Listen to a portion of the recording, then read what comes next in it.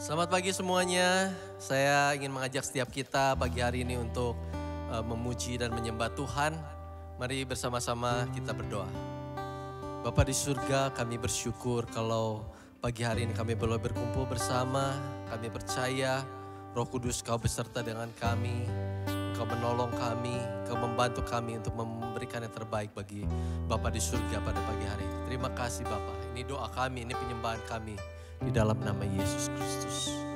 Haleluya.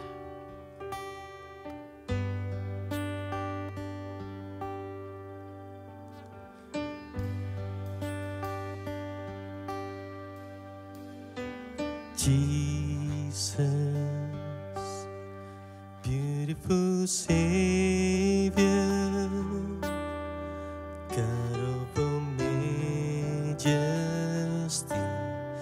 risen King, Lamb of God, holy and righteous, blessed Redeemer, bright morning star. All the heavens shout your praise. All creations bow to worship you. How wonderful, how beautiful, name above every name, exalted high. How wonderful, how beautiful, Jesus, your name,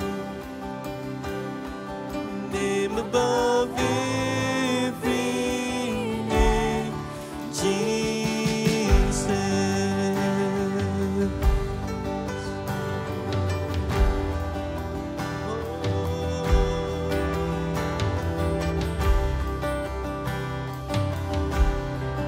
Sama-sama katakan, Jesus, you are the Savior.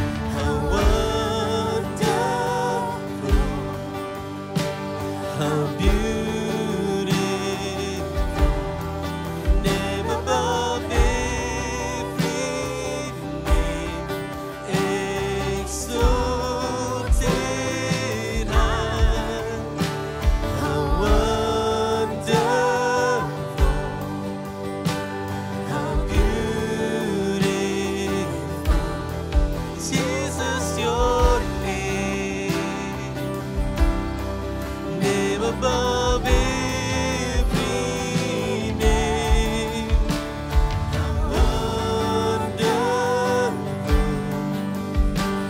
how beautiful, name above every name, exalted high. How wonderful,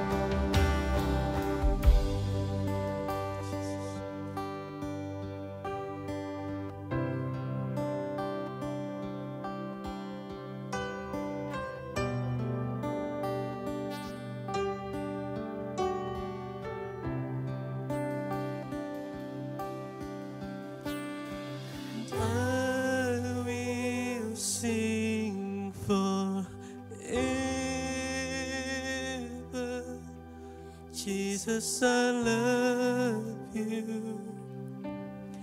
Jesus, I love you. I will sing forever. Jesus, I love you. Jesus, I love you. I will sing forever. Jesus, I love you. Jesus, I love you. I will sing forever.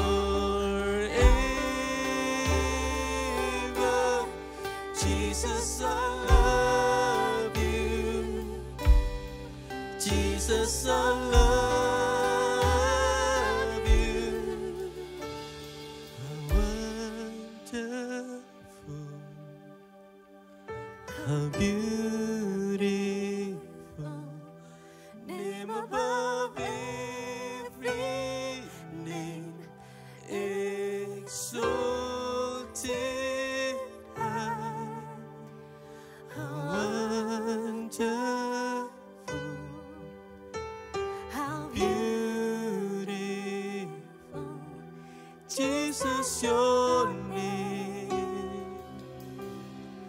name above every name, Jesus.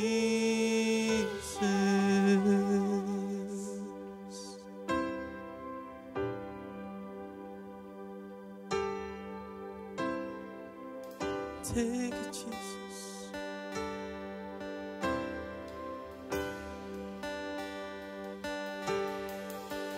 What a Savior, isn't He wonderful? Sing hallelujah, Christ is risen.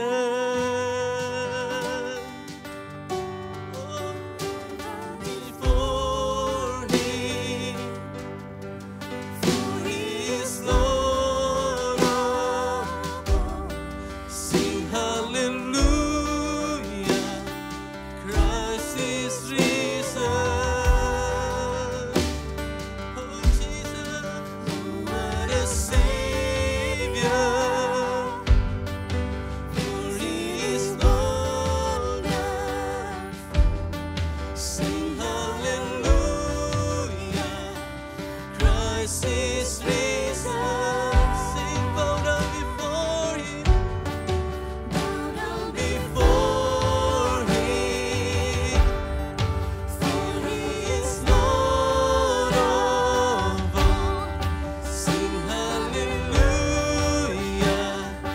Christ is risen.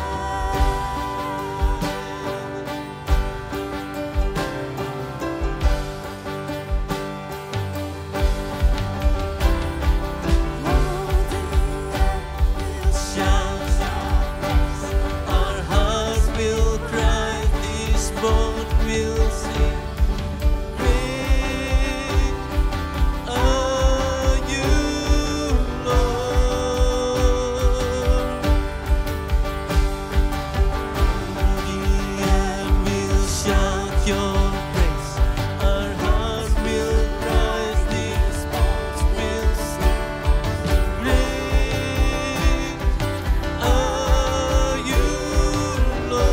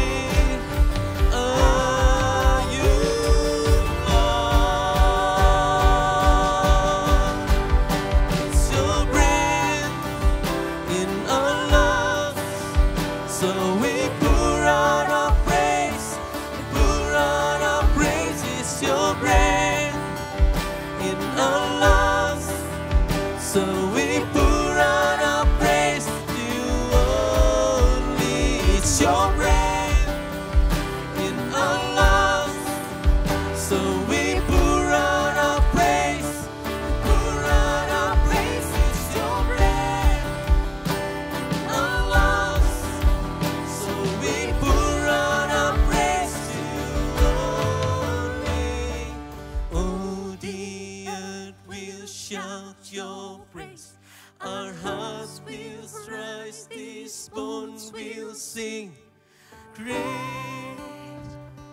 are you, Lord. All the earth will shout your praise. Our hearts will cry, these bones will sing. Great are you, Lord. All the earth will shout your praise. Our hearts will cry, these bones will sing. Great are you, Lord. It's your breath in our lungs, so we pour out our praise. We pour out our praise. It's your breath in our lungs, so we pour out our praise to you. It's your breath in our lungs, so we pour out our praise. Pour out our praise. It's your breath in our lungs, so we pour out our praise to you.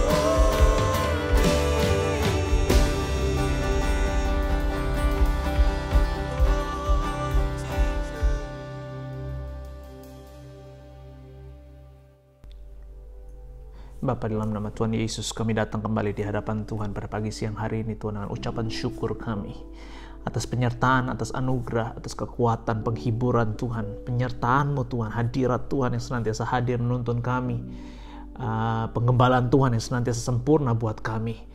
Karena kami tahu Tuhan, di saat Engkau menjadi gembala kami, takkan kekurangan kami, dan sungguh hanya Engkau yang kami perlukan Tuhan. Aku berdoa Tuhan, di masa-masa ini Tuhan, manifestasikan kehadiran-Mu sebagai gembala, manifestasikan kehadiran-Mu sebagai satu-satunya pribadi yang kami butuhkan, yang kami tidak bisa hidup tanpa-Mu Tuhan. Kami bersyukur sekali lagi Tuhan, kami boleh beroleh kesempatan yang baru. Hari ini Tuhan, kami boleh berkumpul, kami boleh punya kesempatan untuk kami beribadah, kami boleh punya kesempatan Tuhan untuk kami kembali merenungkan kebenaran firman Tuhan. Mari Tuhan, Roh Kudus, berikan kami hikmat dan wahyu Tuhan, supaya kami bisa mendalami Tuhan, betapa dalam, betapa besar, lebar, betapa tingginya kasih Tuhan buat setiap daripada kami. Buat kami begitu menyadari dan memahami Tuhan, mengecap dan melihat betapa baiknya Tuhan dalam hidup kami. Bahwa kami Tuhan memahami kehendak Tuhan lebih sungguh dan lebih benar lagi Tuhan. Bahwa kami lebih memahami pikiran dan perasaan Tuhan. Kami mau lebih dekat dengan Tuhan. Hari-hari ini Tuhan, di tengah situasi dunia yang semakin tidak menentu Tuhan, kami mau pastikan Tuhan, kami mau tertanam kuat dengan pokok anggur yang sejati, Yesus Kristus. Kami mau pastikan Tuhan, kami bisa Tuhan senantiasa memiliki hubungan yang mendalam, yang sejati, yang erat Tuhan dengan Tuhan. So, kami tidak mau terpisahkan dari Tuhan. Kami mau senantiasa Tuhan menghidupi hidup kami hari demi hari, detik demi detik kami Tuhan bersama Kristus Yesus. Terima kasih Tuhan. Mari Tuhan Bapa berbicara di tengah-tengah kami pada pagi siang hari ini Tuhan. Urapi setiap daripada kami. Hamba-Mu terbatas dalam banyak hal, tapi Roh Kudus kami mohonkan penyertaan dan kuasa Tuhan yang memampukan kami. Roh Kudus juga bekerja di tengah-tengah setiap daripada kami, dari rumah ke rumah, dari satu pribadi lepas pribadi Tuhan, yang menyaksikan hari ini Tuhan, yang beribadah hari ini bersama-sama dengan kami. Aku berdoa Tuhan, Roh Kudus kerjakan perkara yang tidak terbatas. Kerjakan perkara Tuhan yang kami manusia tidak akan pernah bisa sanggup kerjakan Tuhan. Roh Kudus kerjakan dan kerjakan daya ubah Tuhan di dalam setiap hati kami Tuhan. Kami berdoa untuk hati yang lemah lembut. Kami berdoa untuk hati Tuhan, yang tanah hati yang gembur, untuk bisa menyambut kebenaran firman-Mu Tuhan dengan sungguh-sungguh Tuhan, untuk kami sehingga bisa berubah, untuk kami semakin dibentuk, semakin disempurnakan menuju gambar Kristus yang sejati. Terima kasih Bapa, berbicara kami siap untuk mendengar. Dalam nama Yesus kami telah berdoa dan bersyukur. Haleluya. Amin. Puji Tuhan. Shalom Bapak Ibu Saudara, selamat pagi semua. Saya berdoa bahwa dari tempat ini bahwa setiap daripada kita dalam keadaan yang baik, dalam keadaan yang fine saja, karena kita tahu dalam segala hal we want to learn to be content in all circumstances, and we can do all things through Christ who strengthens us. Hari ini kita punya kesempatan untuk kembali beribadah, dan hari ini saya mau khusus menyampaikan sebuah pesan buat setiap daripada kita pesan yang saya merasa it's been resounding in my heart in the past week or so, yang saya rasa kita perlu sampaikan untuk ini sejalan inline dengan segala yang kita diskusikan in the past 6-7 weeks dengan gereja meninggalkan gedung atau meninggalkan buildingnya. Hari-hari ini saya percaya bahwa Tuhan mau membawa kita untuk terus memfokuskan pada hal yang menjadi esensi dalam kekristenan kita, untuk kita fokus membangun hal-hal yang menjadi core atau inti dari kehidupan dan pengiringan kita akan Yesus. Dan hari ini saudara, saya mau membuka dari kitab Yeremia pasal yang kedua, ayat kedua.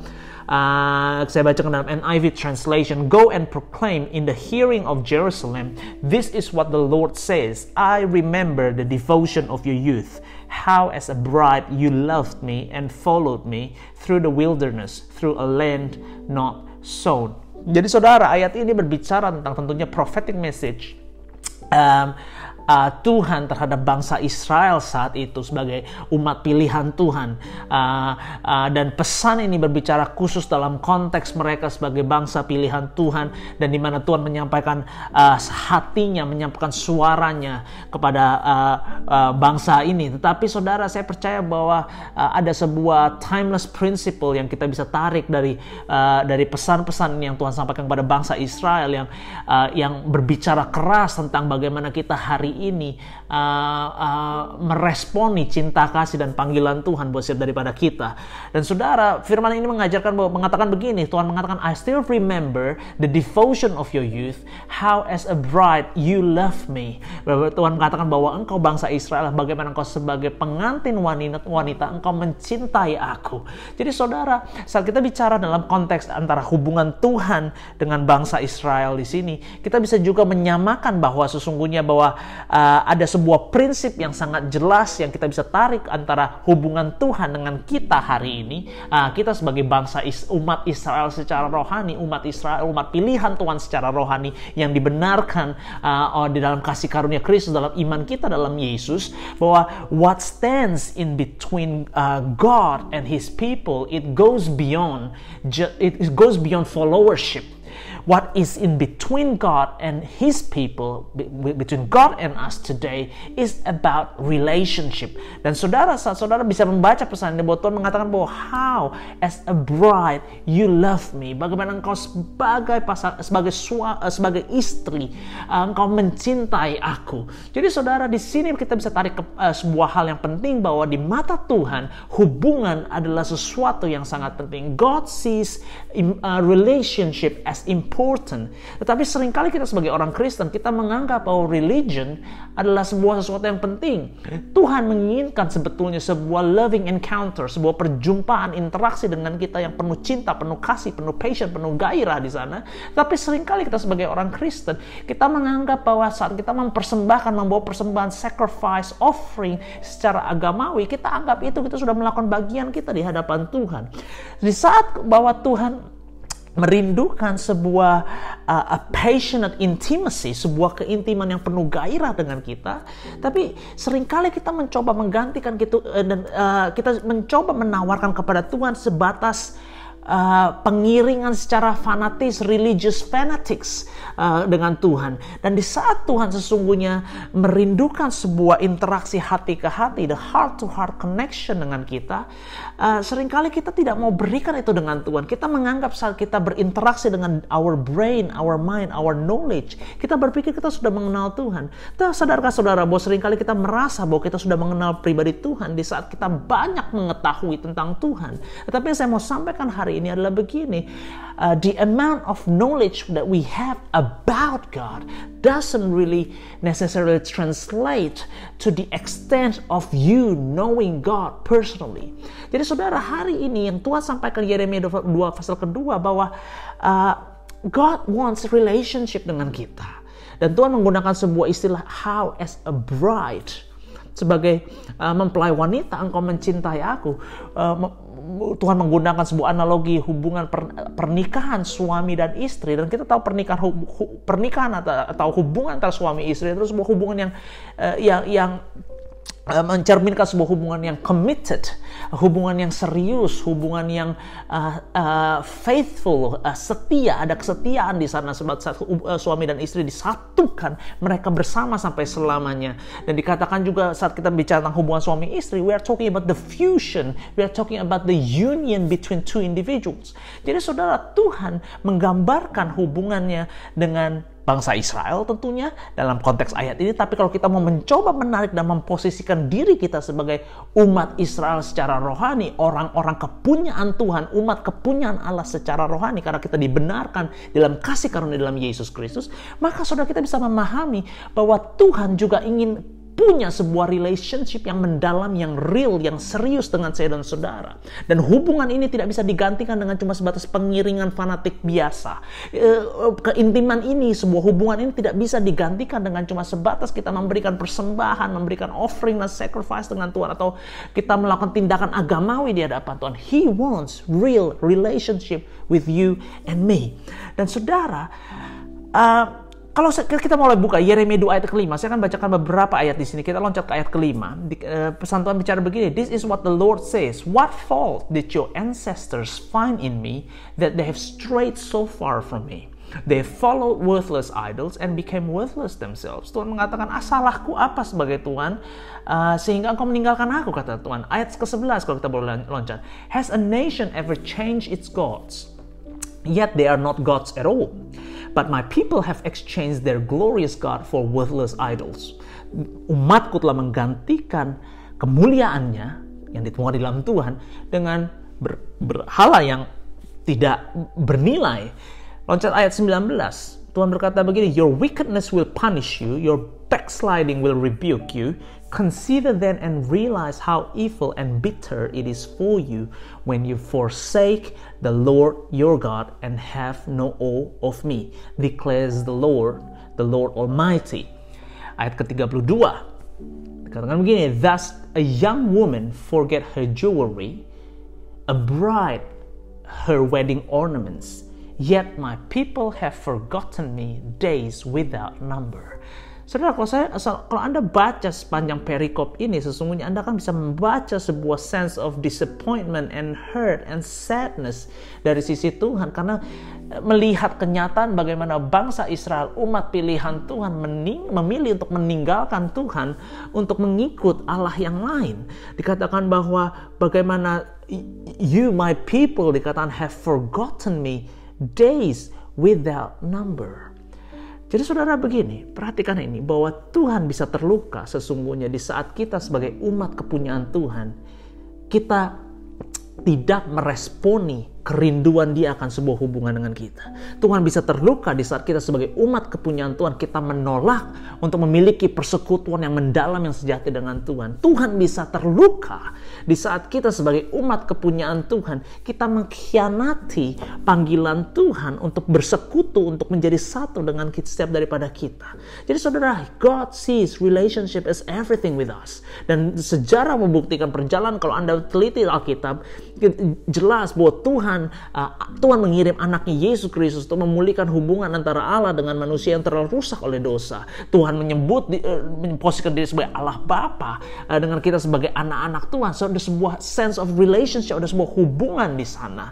Jadi, dan saudara, kita digambarkan sebagai calon mempelai Kristus, di mana saat kita nanti pulang ke rumah Bapa, pulang ke dalam langit baru, bumi baru, kita bicara atau Alkitab menggambarkan itu sebagai sebuah pernikahan anak domba. Jadi saudara, He wants and He longs for a relationship. Jadi saudara, sebelum kita sebagai anak-anak Tuhan atau orang percaya mengingini sebuah hubungan dengan Tuhan, Dia terlebih dahulu mempunyai kerinduan yang lebih mendalam untuk punya hubungan dengan saya dan saudara. Sebelum kita memilih dan memutuskan untuk mencintai Dia, Dia sudah mencintai kita terlebih dahulu, sekalipun saat kita masih menjadi berpendosa, saudara. Jadi saudara, relationship is everything.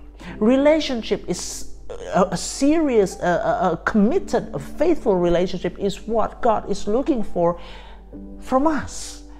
Jadi saudara, kita seringkali trying to offer God something that He is not asking for. He wants relationship, we give Him religion. He wants relationship, we give Him sacrifice and offering. He wants intimacy, we give Him some sort of fanatics followership. I think it is time for us as the believers to really understand what He really longs for and really just do that and give that what He's longing for. And in this case, it's about relationship. Dan saudara, mari kita loncat Yeremia 2 ayat ke-13. Sebelum saya masuk ke ayat itu, izinkan saya mengatakan begini. Pertanyaan yang tepat untuk dipertanyakan dalam konteks ini, karena Tuhan berbicara kepada bangsa Israel saat itu. Bagaimana bangsa Israel yang telah dibebaskan oleh Tuhan dari Mesir, umat pilihan Allah, dituntun sepanjang perjalanan melalui padang gurun, dibawa kepada tanah perjanjian, menyaksikan begitu banyak mujizat, pertolongan Tuhan, kehadiran Tuhan, keajaiban Tuhan, kedahsyatan Tuhan. Bagaimana bangsa Israel telah menyaksikan dan mengalami Tuhan sebegitu rupa, somehow mereka bisa menjadi dingin dengan Tuhan, memilih untuk meninggalkan Tuhan dan mengikut Allah yang lain. Saudara, mari kita buka Yeremia 2 ayat ke-13. Perhatikan ini. My people have committed 2 sins. They have forsaken me, the spring of living water, and have dug their own cisterns, broken cisterns that cannot hold water. Jadi di dalam ayat ini ada 2 dosa yang Tuhan gambarkan dari bangsa Israel. Yang pertama dikatakan they have forsaken God. Mereka meninggalkan Tuhan. Dan mereka menggali kolam mereka sendiri. They have dug their own cisterns. Jadi saudara, yang saya mau sampaikan seperti begini.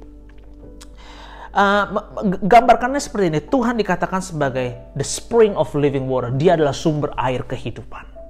Dikatakan bangsa Israel meninggalkan Tuhan yang adalah sumber air kehidupan. Dan mereka menggali kolam mereka sendiri yang dikatakan kolam yang bocor yang tidak bisa menampung air sedikit pun. Jadi saudara, bahwa dosa kita saat kita tidak meresponi kerinduan Dia akan sebuah hubungan. Dosa kita saat kita mengkhianati panggilan Dia untuk sebuah hubungan yang intim. Dosa kita untuk saat kita memilih tidak setia dengan Tuhan dan meninggalkan Tuhan sesungguhnya. Itu it doesn't come out of nowhere. Itu tidak muncul secara tiba-tiba. Jadi saudara, kalau saya mau hubungkan ada 2 dosa di sana, forsaking God and also digging their own cisterns, menggali kolam sendiri. Dosa kita saat kita meninggalkan Tuhan, dosa kita meninggalkan Tuhan muncul tatkala kita memilih untuk menggali kolam kita sendiri. Kita berpikir kita bisa gantikan Tuhan yang adalah sumber air kehidupan dengan kolam yang kita gali sendiri, dan kita pikir kolam itu bisa berikan segala yang kita inginkan, yang kita butuhkan selain dari Tuhan. Dan di sini sebetulnya ada sebuah akar permasalahan di sini yang kita perlu unreveal bersama, bahwa kegagalan atau seringkali kita seringkali menjauh dan meninggalkan Tuhan sebetulnya mempunyai akar adalah satu, yaitu idolatry, adalah atau sebuah penyembahan berhala. The act of you forsaking God is often caused by a root issue of you trying to dig your own cistern, mencoba menggali kolam sendiri. Kita seringkali meninggalkan Tuhan karena kita mencari Allah yang lain dalam hidup. Kita meninggalkan Tuhan bukan karena Tuhan kurang ajaib dalam hidup kita, tapi seringkali karena kita lebih terpikat dan mencoba menggantikan kemuliaan Tuhan dengan segala hal yang lain yang kita harapkan bisa berikan kepenuhan yang kita temui dalam Tuhan. Jadi the root cause of our act of forsaking God, it actually lies on the idolatry atau penyembahan berhala. Mari kita loncat ke ayat ke-20 sampai 21. Long ago you broke off your yoke and tore off your bonds. You said, I will not serve you. Indeed, on every high hill and under every spreading tree you lay down as a prostitute. I had planted you like a choice vine of sound and reliable stock. How then did you turn against me into a corrupt wild vine? Ayat ke-23 sampai 25. How can you say I am not defiled? I haven't run after the Baals. See how you behave in the valley. Consider what you have done. You are a swift she-camel running here and there, a wild donkey accustomed to the desert, sniffing the wind in her craving, in her hate, who can restrain her? Any males that pursue her need not tire themselves. At mating time they will find her. Do not run until your feet are bare and your throat is dry. But you said, it's no use. I love foreign gods and I must go after them. Ayat yang panjang saudara, tapi kalau saya mau menggambarkan begini, Tuhan menggambarkan bangsa Israel yang meninggalkan Tuhan, yang menggantikan kemuliaan Tuhan dengan berhala yang lain. Tuhan menggambarkan kalau dari ayat-ayat itu dengan satu begini. The act of forsaking God digambarkan sebagai an act of prostitution and harlotry. Digambarkan saat bangsa Israel ini meninggalkan Tuhan, itu disamakan dengan tindakan pelacuran dan persundalan. Dan saya harus katakan bahwa inilah kata yang sangat strong, kata yang sangat tajam yang Tuhan pilih untuk menggambarkan ketidaksetiaan bangsa Israel. Dan saudara, sekali lagi, konteks ini bicara dengan bangsa Israel, tapi ada sebuah prinsip yang kita bisa apply dalam kehidupan kita. Saat kita sebagai orang Kristen memilih meninggalkan Tuhan, saat kita sebagai orang Kristen memilih untuk tidak berkomunian dengan Tuhan, saat kita sebagai orang Kristen memilih untuk tidak punya hubungan yang intim, yang erat, yang penuh cinta dengan Dia, sesungguhnya Tuhan menyamakan itu sebagai tindakan kita meninggalkan Tuhan, sebuah spiritual prostitution, spiritual harlotry, sebuah persundalan rohani, sebuah pelacuran rohani, saudara. Dan saudara perhatikan ini, kalau Anda baca ada ayat yang kita baca semua, it certainly takes quite a long time untuk bangsa Israel berubah. Kalau kita perhatikan tadi di ayat ke-21 dikatakan begini, Tuhan menanam bangsa Israel. I had planted you like a choice vine of sound and reliable stock, sebuah pokok anggur pilihan. Tuhan pakai kata itu, sebuah pokok anggur pilihan yang terbaik dengan kualitas yang terbaik. Tapi somehow Tuhan gambarkan begini, how then did you turn against me into a corrupt wild vine? Butuh suatu waktu dan proses untuk mendowngrade sebuah pokok anggur pilihan, pohon anggur yang berkualitas, menjadi dikatakan begini, a corrupt wild vine, menjadi pohon anggur yang liar. Butuh waktu yang panjang untuk merubah itu. Dan perhatikan nih, bagaimana bangsa Israel dikatakan dari pertama itu adalah sebagai a youthful bride, seorang mempelai wanita yang mencintai suaminya, Tuhan yang luar biasa, sama itu bisa berubah menjadi seorang pelacur atau pesundal yang penuh nafsu. Bahkan Alkitab dengan sangat tajam mengatakan seperti begini, saudara, bahwa saat engkau di luar sana, any males that pursue your need not tire themselves. Dengan kata lain, bangsa Israel dikatakan itu sebagai pesundal. Istilahnya begini, rela dan ingin dengan penuh nafsu melacurkan, memberikan dirinya kepada siapapun yang mau menjantani. Dikatakan begini bahwa at mating time they will find her. Dan dikatakan they will not tire themselves. Pejantan-pejantan itu tidak perlu berusaha mati-matian. Mereka akan temukan dia dan akan berjantan dengan dia. Jadi saudara, ada sebuah proses dari seorang mempelai istri yang berderajat begitu, bersahaja begitu, tiba-tiba bisa berubah menjadi seorang pelacur yang begitu penuh nafsu, yang begitu melacurkan dirinya sedemikian rupa dan bersedia untuk bersetubuh atau dijantani dengan siapapun di luar sana. And it certainly takes quite a journey to turn someone who is a lover of God into a lover of foreign gods. Dari seorang yang mencintai Tuhan menjadi seseorang yang mencintai Tuhan yang lain. Jadi saudara, kalau kita hari ini menyelidiki keadaan kita dan kita merasa kita sudah ikut Tuhan sedemikian lama, dan kita merasa hari ini somehow we don't have that passionate relationship with God anymore. We somehow have lost that touch, that love, that zeal with God. That passion is no longer there. That affection is no longer there. Dan saudara, saya mau pastikan begini, saya mau nyampaikan begini, bahwa itu tidak terjadi secara tiba-tiba. Semua itu mempunyai akar. Tindakan Anda meninggalkan Tuhan, tindakan kita hari ini sesungguhnya kita sudah menjauh dari Tuhan dan melacurkan diri kita dengan hal yang lain, sebetulnya bahwa itu bermula semuanya dari spiritual idolatry, sebuah penyembahan berhala. Jadi saudara, kalau saya boleh menyimpulkan dengan sebuah statement di sini, idolatry is the seed of destruction that will grow into a spiritual prostitution and harlotry, which in turn it will destroy your relationship with God. It will tear down, it will kill off your relationship with God. Jadi penyembahan berhala adalah sebuah benih kehancuran yang kau tanamkan. Sebelum Anda meninggalkan Tuhan, itu sudah ada benih untuk kita mencintai hal yang lain. Sebelum kita meninggalkan Tuhan, sudah mulai ada benih untuk kita terpikat dengan hal yang lain bukan Tuhan. Jadi idolatry is the seed of destruction that will grow into spiritual prostitution, spiritual harlotry, which will destroy your relationship, which will tear down and kill off your relationship with God. Jadi saudara, apa itu idolatry?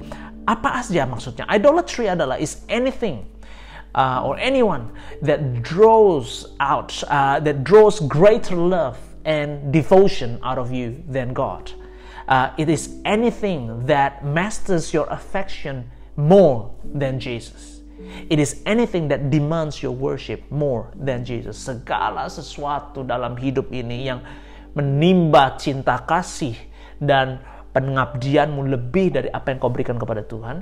Segala sesuatu yang menuntut cinta kasih, sayangmu, kesetiaanmu, pengabdianmu, segala sesuatu yang menuntut penyembahanmu lebih dari apa yang kau berikan kepada Tuhan, itu penyembahan berhala. Kalau saya boleh ulangi lagi, Yeremia 2 ayat ke-13 dikatakan gini, My people committed two sins, they have forsaken me, the spring of living water, and have dug their own cisterns, broken cisterns that cannot hold water. Ada dua prinsip yang saya mau sampaikan di sana. Yang pertama adalah people seek object to worship, and they live to worship the object. Dengan kata lain, manusia mencari sesuatu untuk dia sembah dalam hidup ini. Dan manusia sesungguhnya hidup untuk menyembah sesuatu. Dan pilihannya cuma dua. Antara Anda menyembah Tuhan atau menyembah Allah yang lain. Tidak ada pilihan yang lain.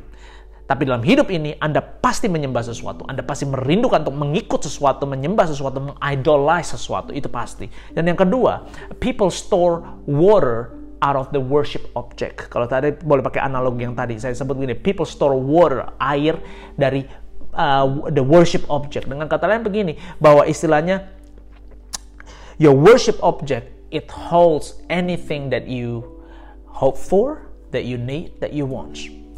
Dalam segala sesuatu yang Anda sembah sesungguhnya mempunyai sesuatu yang ditawarkan kepadamu, segala sesuatu yang Anda harapkan, yang Anda inginkan, yang Anda butuhkan.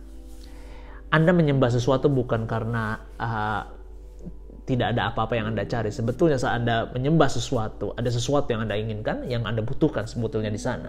Dan dalam your worship object, in your worship object, basically you hang your entire state of happiness, fullness, completeness in life. Di dalam worship objekmu, Anda gantungkan seluruh standar kebahagiaan, seluruh ukuran kepenuhan hidupmu di dalam apa yang kau sembah. Dan di sini dikatakan bahwa istilahnya kalau tadi analogi yang tadi, Tuhan adalah sebuah mata air sumber kehidupan. Dia mempunyai air yang adalah sumber air kehidupan. Air kehidupan dia miliki, tapi mereka menggali kolam sendiri untuk menyimpan air yang mereka coba penuhi, dan kolam yang mereka gali, kolam yang bocor. Dengan kata lain begini, bahwa saat engkau mencoba menggantikan sumber air kehidupan yang tidak pernah berhenti mengalir dalam hidup yang Anda temukan dalam Tuhan, Anda coba gantikan dengan kolam yang Anda mau bangun sendiri, dipastikan Anda tidak akan menemukan kepenuhan yang sama yang Anda temukan dalam Kristus. Jadi saudara begini, hubungan Anda dengan Tuhan 100% akan terpengaruhi secara negatif dengan kehadiran berhala atau ilah-ilah dalam hidupmu. Saat ada ilah-ilah dalam hidupmu, dalam hatimu, sesungguhnya tidak ada lagi ruang untuk Anda bisa mencintai Tuhan, tidak ada lagi ruang untuk Anda bisa membangun hubungan yang intim dengan Tuhan. Dan saudara, pilihannya seperti yang saya bilang tadi, people seek object to worship, pilihannya cuma dua, antara Tuhan dengan yang lain. It may sound like God is a possessive God. It may make God sound like he's a very it's like there's a competition there, rivalry going on there. Tapi saya mau menyampaikan begini, bahwa the truth is Tuhan adalah Allah yang cemburu. Alkitab mencatat di dalam Yakobus 4 ayat 4 sampai 5. Saya bacakan begini. You adulterous people, don't you know that friendship with the world means enmity against God? Therefore, anyone who chooses to be a friend of the world becomes an enemy of God. Or do you think Scripture says without reason that he jealously longs for the spirit that he has caused to dwell in us? Dikatakan bahwa apakah engkau berpikir tanpa alasan? Alkitab mengatakan bahwa dia mengingini roh yang ditaruh di dalam diri kita dengan cemburu. Jadi saudara, dia adalah Allah yang cemburu. Dan saya mau bilang, he is not just a jealous God, but he is a righteously jealous God. Dia cemburu, tapi cemburu yang benar. Maksudnya apa, saudara? Dia berhak cemburu dengan hidup saya dan saudara karena dia telah membeli saya dan saudara. Dia adalah pemilik kehidupan kita. Maka kita dikatakan bahwa kita adalah umat kepunyaan Allah, saudara. Jadi kita sepenuhnya dimiliki oleh Tuhan. Jadi saat Tuhan mencemburui kita, sudah sepantasnya dan sewajarnya dia mencemburi kita karena dia telah menebus kita. Dia telah membeli kita dengan sebuah harga, yaitu Yesus di atas kayu salib, dan dia telah menjadikan kita umat kepunyaannya. Jadi saudara, he deservingly demands greatest love and devotion out of us. Layak dan pantas untuk dia menuntut 100% dari hidup kita untuk dia. Nah saudara, tentunya saat kita bicara tentang berhala atau ilah-ilah, kita tidak bicara lagi tentang patung-patung. Ada ilah-ilah yang lebih powerful hari-hari ini, lebih daripada cuma sebatas patung buatan manusia, saudara. Dan yang saya mau sampaikan adalah begini, bahwa ilah-ilah zaman ini itu mempunyai kuasa sesungguhnya untuk membutakan mata kita, mempunyai kuasa untuk melumpuhkan kemampuan kita untuk kita bisa menjadi serupa dengan Tuhan. 2 Korintus 4 ayat 4 dikatakan, the God of this age has blinded the minds of unbelievers so that they cannot see the light of the gospel. Membutakan mata sehingga kita tidak bisa melihat terangnya Injil that displays the glory of Christ. Dengan kata lain, ilah-ilah itu membuat kita tidak mampu memandang dan melihat kemuliaan Tuhan. Ilah-ilah itu dikatakan juga membuat kita buta, tidak bisa menangkap gambar rupa Kristus, saudara. Saya mau bukan satu ayat, 1 Yohanes 2 ayat 15-17. Do not love the world or anything in the world. If anyone loves the world, love for the Father is not in them. For everything in the world, the lust of the flesh, the lust of the eyes, and the pride of life, comes not from the Father, but from the world. Jadi saudara, apa yang kita bisa pelajari di sini? Ilah-ilah di hari-hari modern seperti hari ini, it takes form of the love for the world. Mengambil rupa dan bentuk dalam bentuk apa, saudara? Cinta dunia ini. Dan saudara, kalau ayat tadi dikatakan begini, jelas, if anyone loves the world, love for the Father is not in them. Dengan kata lain apa? Saat Anda mencintai dunia ini, sebetulnya you are destroying the love for the Father. When you love the world, you are destroying your relationship with the Father. There won't be a relationship with the Father in the presence of that love for the world. Dan itulah ilah hari ini, saudara. Kecintaan akan dunia itu yang mempunyai sebuah daya pick up yang luar biasa. Jadi saudara, bahwa saya mau menyampaikan begini, the love of the world will never coexist with the love for the Father.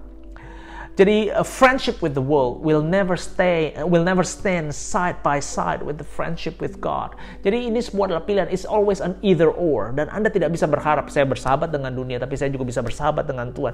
It just doesn't work that way. Dan ini di sini adalah membutuhkan sebuah pilihan yang harus dibuat. Dan disinilah mengapa bahwa sesungguhnya seperti yang tadi sudah disampaikan poinnya, sesungguhnya bahwa relationship kita yang tidak bisa penuh kasih, relationship kita tidak bisa mendalam dan intim dengan Tuhan, seringkali disebabkan adalah karena kita bermain mata dengan dunia ini. Kita bermain mata dengan, kita berselingkuh dan making an affair dengan this world, dengan dunia ini sebagai ilah hari ini, saudara. Dan saudara, Alkitab mencatat ada 3 bentuk love for the world, ada 3 bentuk cinta akan dunia di sini, adalah yang disebut begini, the lust of the flesh, lust of the eyes, and the pride of life. Yang pertama, lust of the flesh. Ini gunakan kata lust di sini. Lust itu berarti apa, saudara? Bahwa it is basically a desire. Saat kita bicara lust, nafsu, itu bicara tentang keinginan. Keinginan untuk apa? Keinginan untuk sesuatu, keinginan untuk mendapatkan kepuasan dari sesuatu yang kita tidak miliki. You don't have something, then you desire it. You don't have something, then you lust for it. Jadi ini bicara sesuatu yang kita tidak punya. The lust of the flesh ini bicara tentang basically the passion over your physical, your bodily pleasure. Kesenangan secara fisik, kesenangan secara tubuh jasmani, saudara. Ini bisa bicara tentang makanan, ini bisa bicara tentang seks, ini bisa bicara tentang bentuk tubuhmu dan sebagainya, saudara. Ada orang yang memberhalakan makanan, ada orang yang memberhalakan bentuk tubuh yang merasa tubuhnya kurang menarik dan dia merasa nilai dirinya terganggu dengan itu. Ada orang yang mati-matian mendewakan atau memberhalakan kepuasan di dalam seks sehingga rela melakukan segala sesuatu demi kepuasan seks. Jadi ini bicara the lust of the flesh, bicara tentang kedagingan, daging di sini. Lust of the eyes, again, the same word lust di sana, things that you don't have. Ini reverse lust of the eyes lebih ke arah passion over the aesthetic pleasure, kepuasan yang dari sesuatu yang sifatnya indah, yang terlihat indah. Perhatikan seperti Hawa yang dikatakan di Taman Eden melihat buah tersebut dan hatinya terpikat olehnya. Sebenarnya lihatnya ini buah ini baik. Jadi ini seperti lust of the eyes, inilah kita melihat sesuatu dan terpikat olehnya karena terlihat baik, terlihat indah, terlihat menakjubkan, saudara. Jadi it's about the aesthetic, also about the intellectual, it's about the soul pleasure, sebuah kesenangan dalam level pikiran, dalam level jiwa, saudara ya. Jadi di sini bisa menyangkut apa saja, saudara. Bisa menyangkut keinginan kita untuk mendapatkan kepuasan dari kekayaan. Kita lihat sesuatu orang yang begitu kaya secara materi, kita mengingininya. Kita melihat sesuatu barang-barang mewah dan semuanya kita lalu mengingininya. Lalu kita melakukan segala sesuatu untuk mendapatkannya. Baik halal maupun haram kita akan lakukan untuk dapatkan itu. Ini bisa juga bicara tentang desire for fame. Kita hari-hari ini di dalam sosial media, kita begitu mudah untuk melihat berapa populer orang tersebut, diukur dari berapa jumlah followers, diukur dari berapa jumlah post, diukur dari berapa jumlah likes dan sebagainya. Beberapa saat yang lalu atau mungkin tahun lalu atau 2 tahun yang lalu, Instagram sudah mengambil policy untuk menghilangkan the quantity atau the number of likes yang terlihat dari setiap post, karena mereka mengambil policy itu dan kebijakan tersebut dengan alasan supaya orang tidak merasa diukur oleh dari jumlah likes yang mereka dapatkan. Jadi saudara, ada sebuah lust for popularity and fame di sana. Ada sebuah juga lust for romance. Bisa jadi kita melihat orang, oh dia sudah menikah, dia sudah punya pasangan, saya belum menikah. Kita pingin punya pasangan, kita pingin dambakan rasanya ada sebuah kebahagiaan yang saya bisa dapatkan kalau saya menikah. Ada sebuah kebahagiaan, kepenuhan kalau saya punya anak. Jadi it could be that sort of thing. Kita lihat juga hal-hal yang menyenangkan, things that are leisure in nature, sesuatu yang sifatnya kenyamanan, kesenangan dan sebagainya. Kita melihat lihat orang punya bisnis, wow, asetnya luar biasa banyak, saya mengingininya. Kita mungkin lihat orang yang punya family yang baik-baik, lalu kita mengingininya. Bisnis bisa menjadi ilah dalam bentuk ini, saudara. Hobi Anda bisa menjadi ilah dalam bentuk ini, saudara. Family Anda bisa menjadi ilah dalam bentuk ini, saudara. Jadi segala sesuatu yang Anda lihat, yang Anda ingini, yang Anda dambakan, yang Anda pandang baik, saudara. Dan juga yang ketiga adalah the love of the world. Di sini ada bentuk berhala modern hari ini adalah the pride of life. Nah, kata life di sini bicara sebenarnya adalah refers to the things in the world that make life possible. Segala sesuatu yang kau miliki dalam hidup yang membuat hidup Anda bisa berjalan dengan efektif begitu, saudara ya. Atau dalam terjemahan ayat yang lain, kata ini life ini pun ditranslate sebagai goods atau bukan komoditas tapi hal-hal yang goods, saudara ya, goods and services, jadi goods gitu ya, saudara ya. Jadi pride ini berbeda dengan lust. Lust is something that it talks about desire for something that you don't have. Tapi pride of life, it talks about the confidence and the kebanggaan ya, kebanggaan Anda, kesombongan Anda for things that you already had, buat sesuatu yang Anda sudah miliki. Dan dalam hal ini saudara, bisa menjadi again hal-hal yang tadi kita sebutkan. Mungkin hari ini Anda punya bisnis yang luar biasa, mungkin hari ini Anda punya karir yang luar biasa, hari ini Anda punya family yang begitu luar biasa. Itu bisa menjadi berhalamu, itu bisa menjadi sesuatu yang Anda banggakan, yang Anda super banggakan, menganggap ini adalah mahkota hidupku. Jadi saudara, Alkitab dengan luar biasa sebetulnya dari 3 hal itu sebetulnya saudara, itu mencakup segala hal yang Anda bisa possibly think of dalam hati dan jiwa Anda. Ini bicara tentang lust and pride. Ini bicara tentang kualitas hatimu. Ini semua terjadi dalam kadar jiwamu, saudara. Ini menggambarkan warna jiwamu. Sesuatu yang Anda tidak miliki masuk dalam kategori lust. Sesuatu yang Anda miliki bisa menjadi sebuah pride. Jadi saudara, ini mencakup seluruh kemungkinan hidupmu, segala kemungkinan, segala hal yang mungkin bisa menjadi berhala dalam hidupmu. Jadi saudara, ini adalah ilah-ilah modern hari ini. Nah, pertanyaannya, oke, ini yang menjadi akar spiritual idolatry, penyembahan berhala. Saya sudah sebutkan tadi hal-hal yang bisa menjadi penyembahan berhalamu. Bisa menjadi Anda haus akan penerimaan, Anda merasa Anda tidak diterima, Anda ingin diterima oleh banyak orang, malah lalu Anda melakukan segala sesuatu untuk Anda bisa disukai, diterima oleh banyak orang. It could be anything. Okay? It could be anything yang sifatnya jasmani, yang sifatnya jiwani dan sebagainya. 1 Yohanes 5 ayat 21, firman Tuhan mengatakan begini.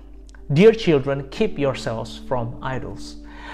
Penutup dari kitab 1 Yohanes di sini. Dear children, keep yourselves from the idols. Kata keep, philasso, artinya adalah to guard, menjaga, to avoid, menghindari, atau juga it carries actually the idea of isolation.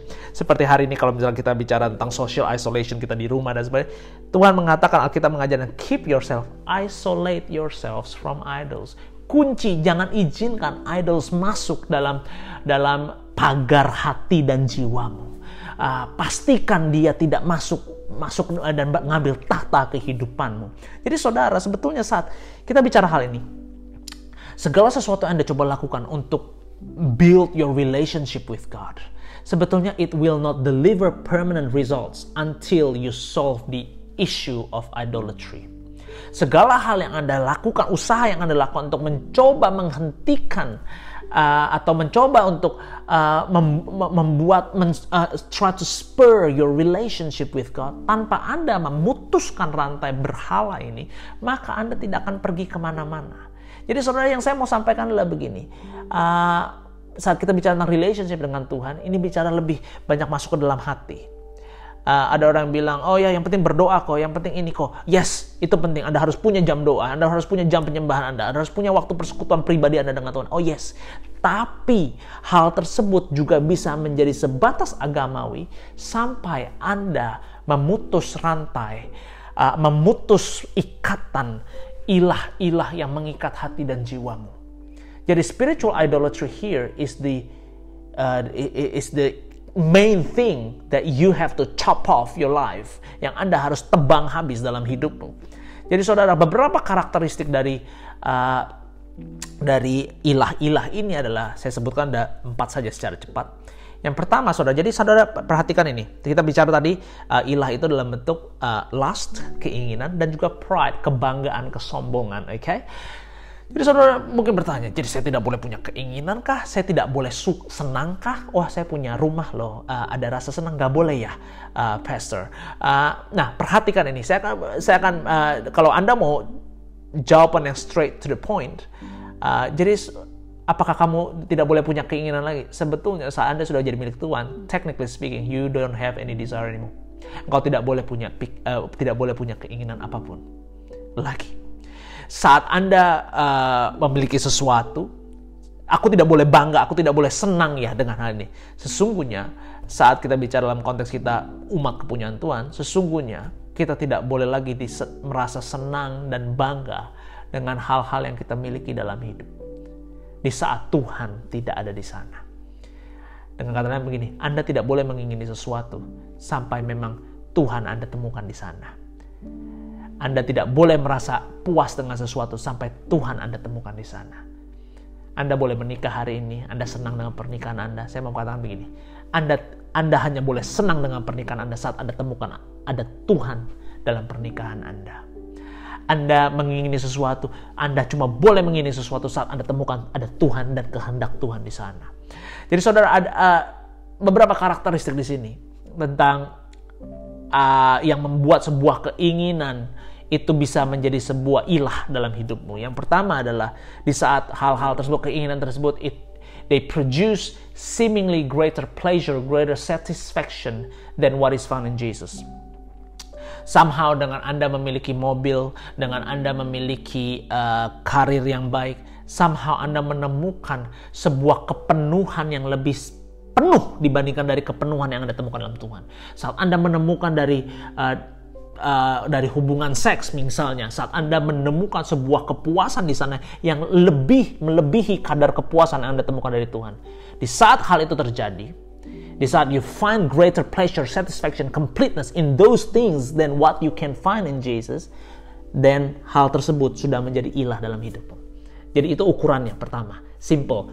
If they produce seemingly greater pleasure and satisfaction and fullness than what is found in Jesus. Yang kedua, hal-hal ini yang bisa mengkarakteristik hal ini menjadi ilah adalah they induce solid willingness for you to sacrifice God for their sake. Somehow hal-hal ini mampu membuat Anda secara sukarela, secara sadar dan sukarela Anda korbankan Tuhan dan kepentingannya demi hal tersebut. Jadi kalau saudara Anda mengorbankan waktu persekutuanmu dengan Tuhan untuk bisnismu, Anda mungkin sudah menjadikan bisnismu sebagai Tuhan dan berhala. Saat Anda mengorbankan nilai-nilai Alkitabiah, nilai-nilai kekristenan, nilai-nilai kebenaran demi bisnismu, mungkin bisnismu sudah menjadi ilah dalam hidupmu. Saat Anda sudah korbankan nilai-nilai kebenaran, nilai-nilai Alkitab, nilai-nilai Injil demi pasangan hidupmu, mungkin pasangan hidupmu sudah menjadi ilah dalam hidupmu. Jadi they induce solid willingness for you to sacrifice God for their sake. Yang ketiga, they create contentment at the expense of God and His interest. Maksudnya apa? Di saat sesuatu hal itu membuat Anda merasa okay, merasa baik-baik saja dengan Anda mengorbankan Tuhan, atau Anda merasa baik-baik saja tanpa ada Tuhan di sana. Mungkin hal tersebut sudah menjadi berhala dalam hidup. Saya berikan contoh sekali lagi. Seandainya kalau Anda punya achievement yang baik dalam hidup ini, Anda mempunyai seluruh aset kepunyaanmu, Anda boleh punya aset melimpah. Yang Anda merasa saat Anda duduk, Anda diam, saat Anda tidak ingat tentang Tuhan, Anda jauh dari Tuhan, tapi Anda merasa you feel that you are fine. Anda merasa Anda baik-baik saja, Anda merasa Anda oke-oke saja, sekalipun Tuhan nggak di sana. Mungkin itu sudah jadi berhala dalam hidupmu.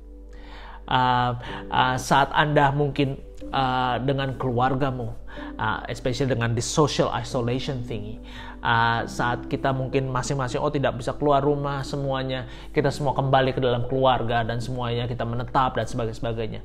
Saat kita merasa nyaman dengan kita hidup sendiri-sendiri saja, kita tidak memikirkan kepentingan orang lain, kita tidak memikirkan untuk what's happening with that brother, what's happening with that sister. We are so used to just living our own.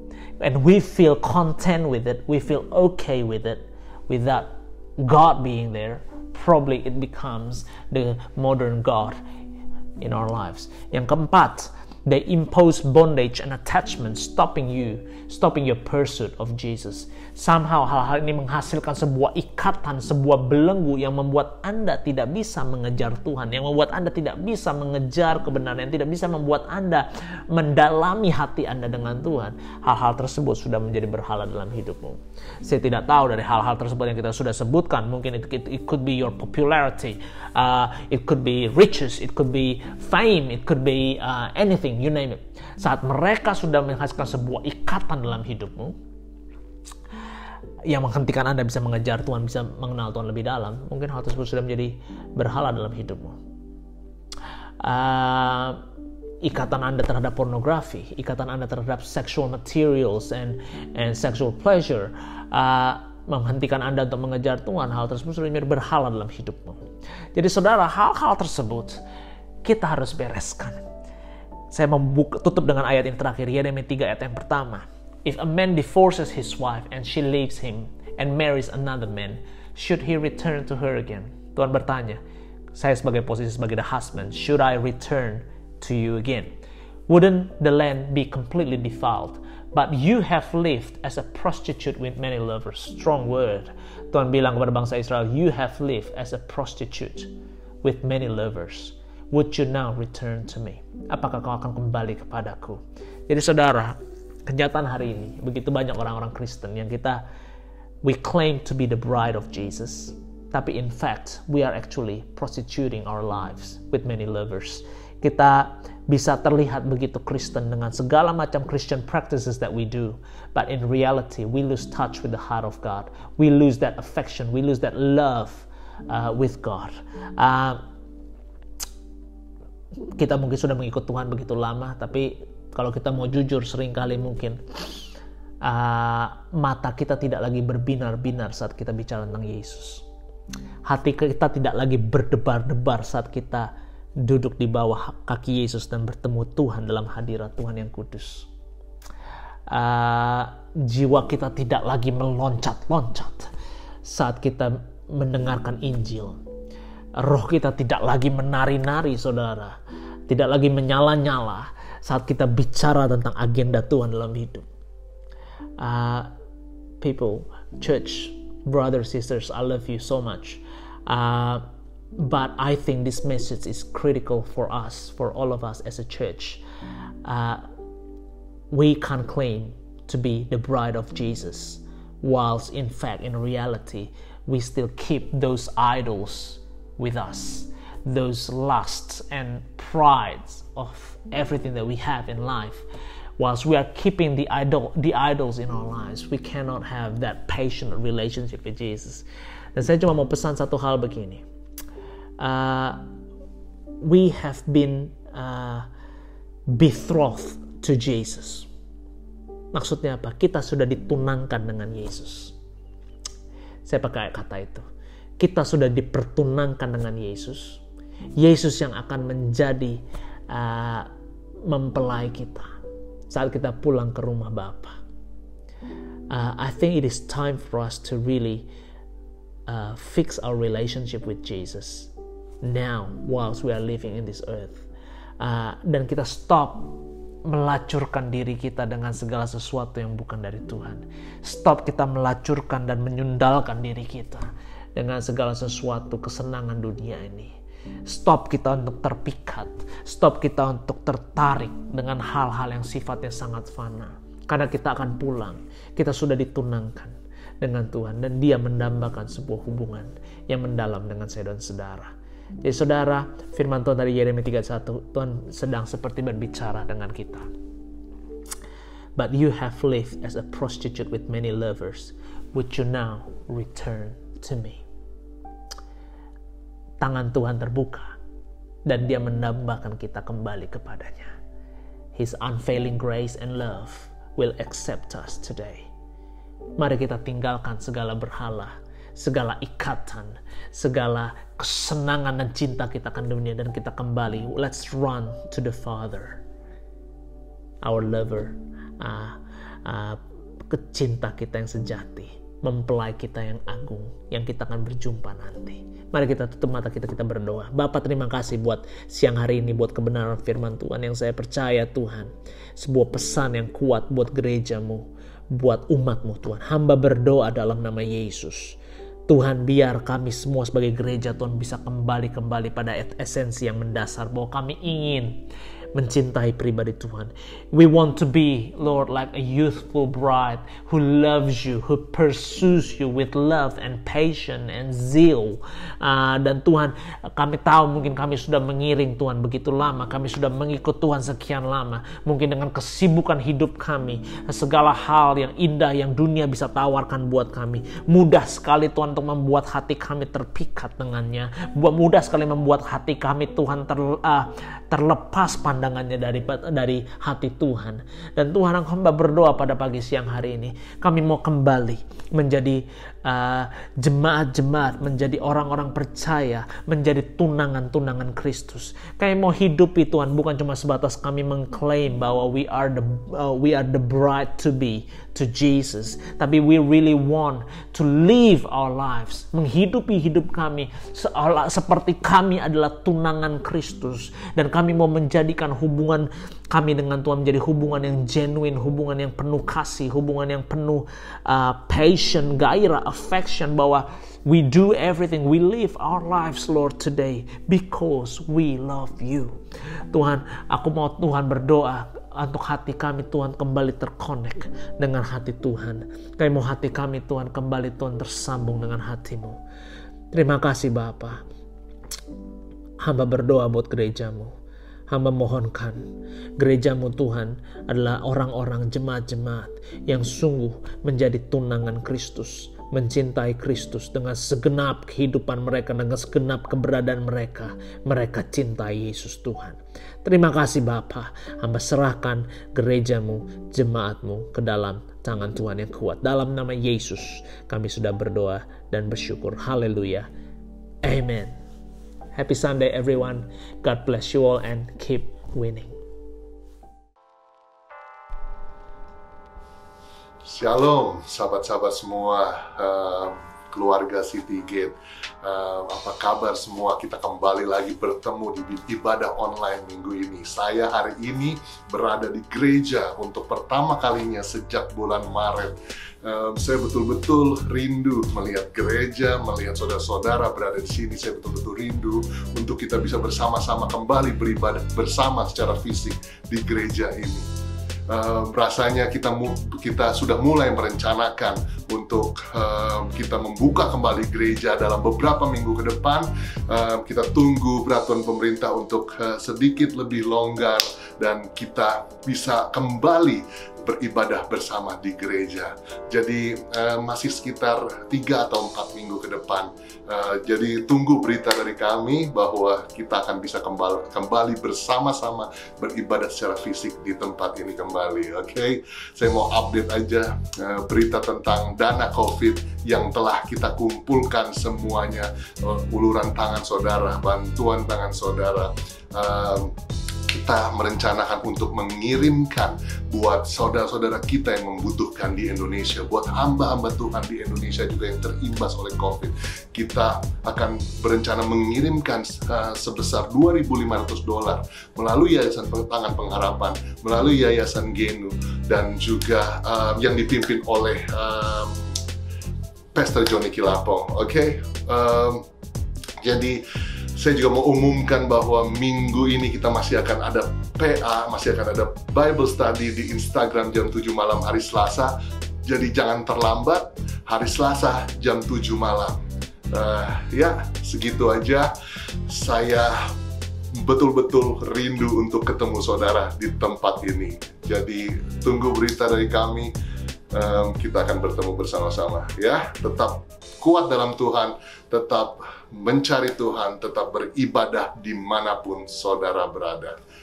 God bless, see you next week.